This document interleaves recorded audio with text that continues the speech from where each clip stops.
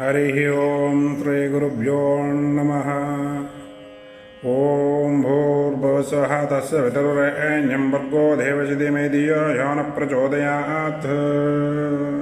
तस्य पितरुरेण्यं वरेण्यं सवितुर्तस्य पितरुरेण्यं सवितुर्वरेण्यं वरेण्यं सवितुस्य पितरुरेण्यं भर्गो वरेण्यं सवितुस्य पितरुरेण्यं भर्गः वरेण्यं भर्गो वरेण्यं भर्गो देवस्य भर्गो वरेण्यं भर्गो देवस्य भर्गो देवस्य धीमहि देवस्य भर्गो देवस्य